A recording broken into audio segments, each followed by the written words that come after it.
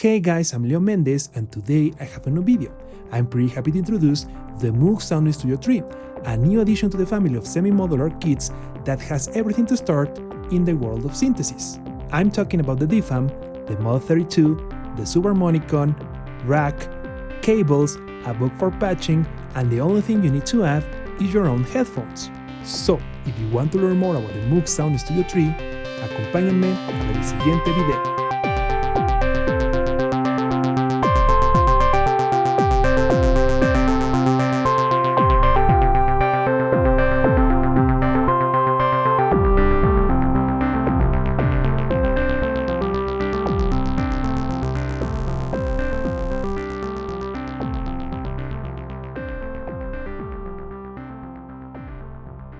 If this is the first time you're in my channel, don't forget to hit the like button and subscribe. Last March, Moog's Music surprised us with a pretty interesting kit to get started in the world of synthesis. I'm talking about the Moog Sound Studio 1 and the Moog Sound Studio 2. In these kits, there were two synthesizers, Subharmonicon and DFAM, and the DFAM and the Mod 32. But of course, many of us wanted the Moog Trinity synthesizers. I mean the Subharmonicon, a semi-modular polyrhythmic synthesizer, the Mod 32, a semi-modular analog synth with a really interesting sequencer, and the DFAM, a percussion synth based on the Mod 32. The Moog Sound Studio 3 has everything you need to start your exploration into the world of synthesis, and when I say everything, I mean everything. Of course, the synthesizers, the rack to hold them together, patch cables, a rack for these cables, and a pretty interesting mixer. But the details don't end here. The Moog team worked with a team of artists to create tools that sparks creativity, and I'm talking about these small illustrated figures to bring color to our environment, a super functional patchbook, and an incredible card game that helps to refocus in those moments where creativity has gone. And the icing on the cake, for those of us who hate dust, is that we even have a dust cover. Even if this bundle is shipped to you to a desert island, it also includes a screwdriver to be able to assemble it.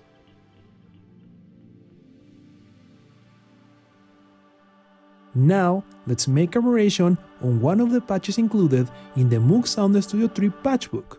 This patch is called Sunlight, and I already prepared all the knobs according to the patchbook. Now, let's get together all the connections and have some fun with this patch. In this case, the DFAM is going to take control of the time, and we have to prepare the other synthesizers for this to happen. The first thing we need to do is send the trigger output from the DFAM to the tempo input on the Mod 32. Then, we're going to send the gate output from the Mod 32 to the Subharmonicon clock input. The next step is to use the control voltage output from the Mod 32 keyboard to control the pitch of the Subharmonicon. To do so is quite simple. We're gonna send the keyboard output from the Mod 32 to the input on the VCO1 in the Subharmonicon. Another fun fact is that the DFAM has two 8-step analog sequencers, one for the velocity and one for the pitch.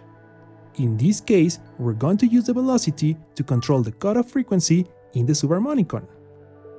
A real wonder on the Mod 32 is that we have an assignable control voltage output. In this output, you can choose between 8 functions, for example, accent, clock output, and even a random sequencer. To access these functions, you have to remember the following shortcut. You need to press Shift, Reset, Set End, and the number 8.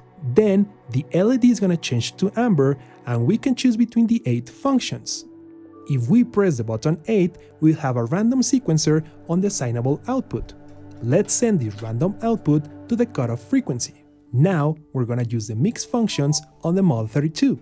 To do this, let's send the LFO square output to the mixer input. And then, let's send the mixer output to the VCO decay input on the DFAM. This will allow us to have expressive control on this mix knob. Now, let's program a simple sequence on the Mod 32.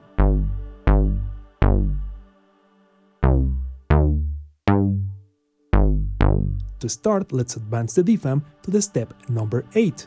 Also, we need to set up the Mod 32 to receive analog clock by pressing keyboard, step, and run. Don't forget to reinitialize the Subharmonicon by pressing reset and play. And finally, let's press the Run button on the DFAM.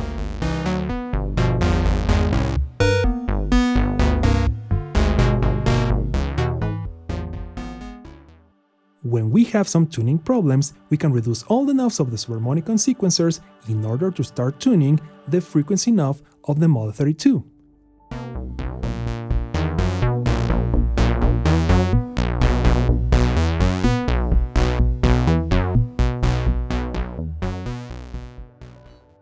Once we are in tune, we can start to add the different subharmonics.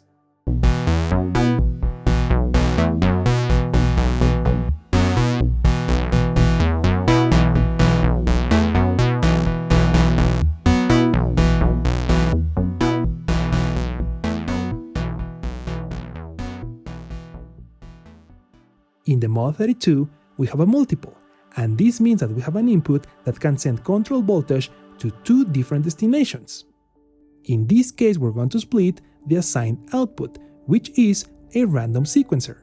Let's send the Mode 1 back to the cutoff frequency on the Model 32, and the Mode 2 is going to control the noise level on the DFAM. With this, we're going to achieve some random snares on our beat. Let's listen.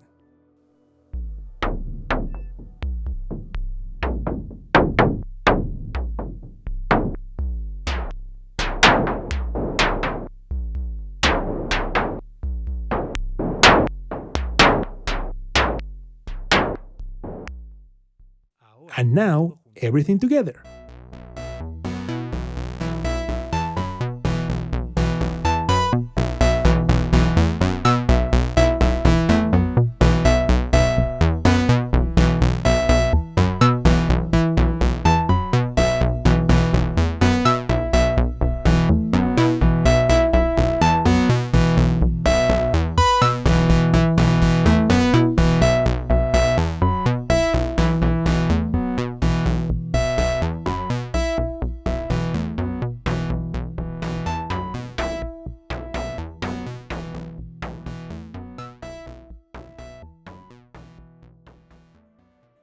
There's this fantastic quote by Steve Jobs that says that creativity is connecting two things that are apparently not connected.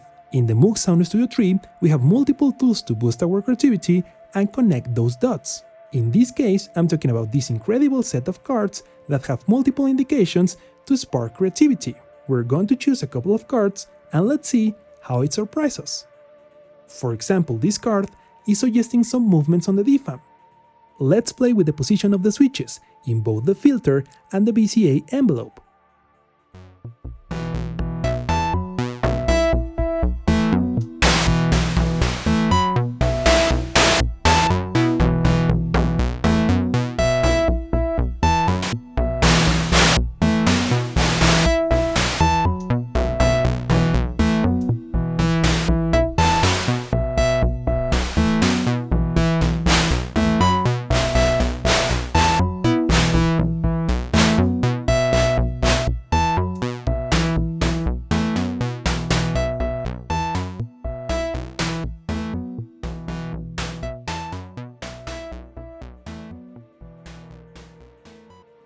The next card suggests to explore the Model 32.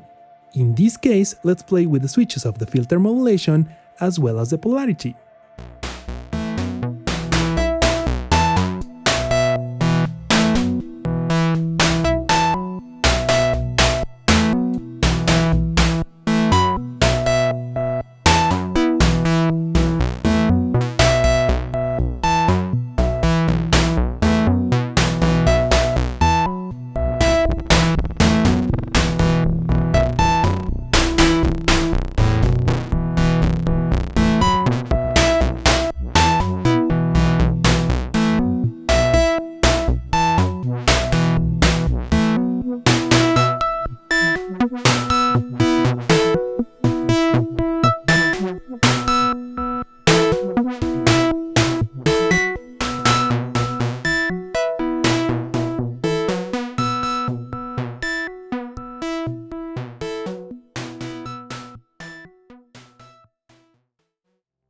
The Moog Sound Studio 3 is an excellent tool to get you started in the world of synthesizers.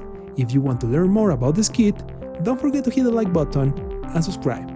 Yo soy Leo Méndez y nos vemos a la próxima.